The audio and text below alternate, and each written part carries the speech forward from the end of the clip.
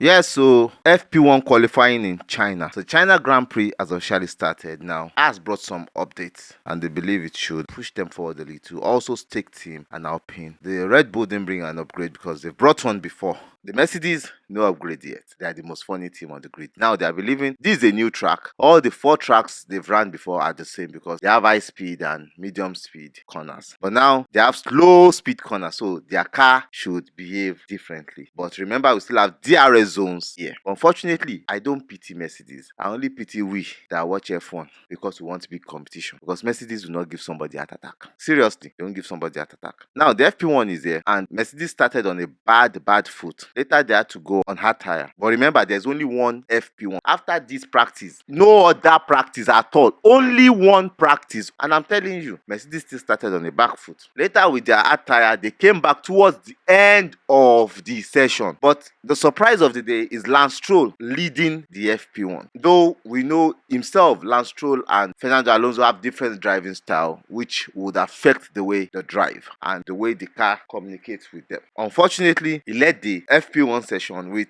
Oscar Piastri behind him. The Ferraris didn't really show their hand. We didn't really know what is happening. Are this team sandbagging? The 2 Red Bulls were right behind Oscar Piastri. Let us see what comes up. Sprint qualifying. From qualifying till Sunday, it is pure race because qualifying, sprint race, main race are all competitions. And this put the teams on their toes. It put them in an uncomfortable situation. We see the mistakes they can make and you can still alter your cars after the sprint race, which gives these teams a possible upper hand. So let's see what happens. Sprint qualifying, but I think this sprint qualifying will decide who wins the race and how the race is going to pan out. But this is going to look very interesting because we are seeing a lot of dynamics in this race already. We have a bush that kept on burning that caused the first red flag of the race. Sincerely, this is as a result of the sparks coming up from the car in this FP1. Like I said, it's just an FP1 in which people are not showing their hands. We had fires on the track, the red flag was up. Moving into sprint qualifying. The qualifying will still be in the evening tomorrow. So the race will be in the morning, then the qualifying in the evening. The sprint qualifying, the SQ1, it was already drizzling before they started SQ1. Everybody came out charging. But there are some rain technicians, while some drivers are not rain technicians. It was spitting real drizzle. Some drivers were not so good with it. And we had Gasly, Pierre Gasly, Esteban Ocon, Alex Albon, Yuki Tsunoda and Logan Sargent out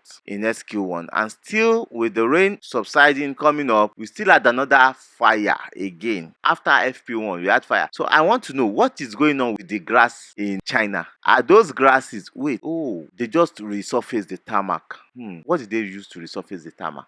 And how is the grass getting fire? Because I know the wind blowing is taking the sparks on the grass. Do they have petrol or purifiables or oils on their grass? Because I don't know what is wrong. The grass just kept on, especially in turn 5 and turn 6, picking fires from the track. Now we have the SQ2. The SQ2, the rain slowly coming, and Russell could not improve. Magnussen, Nico Hülkenberg, Daniel Ricciardo and Lance Stroll out. Surprise for me was Lance Stroll. He loves the rain. Maybe the car didn't come to him or he was unable to warm up his tire because most of these drivers jumped out because they wanted to get 2-3 laps bunkering so they can get their tires warm up and fire it. While some stayed in the garage, but some had a different strategy and the strategy did not really work out for them. But we had some drivers that really came out and really set up time, so they were able to get their setting and like that. But we had Lance Stroll out and Zhou Guanyu, the homeboy favorite, came 10th and he was able to get his 10th into the SQ3. That's the sprint qualifying. Yes. And in the sprint qualifying, lot of shenanigans, lot of drama, a lot of time deleted and it was going up, down, up, down, up, down. Substitute, deleted, remove, add. It was funny all through the 8 minutes of the SQ3. It was so funny. And at the end of the day, we had Lando Norris. After his lap time was deleted, was reinstated because he went off before something. I'll go and read that thing, but it looks crazy, but his time was reinstated. The team went out all out on the stewards and it was reinstated, but we don't know what will happen before tomorrow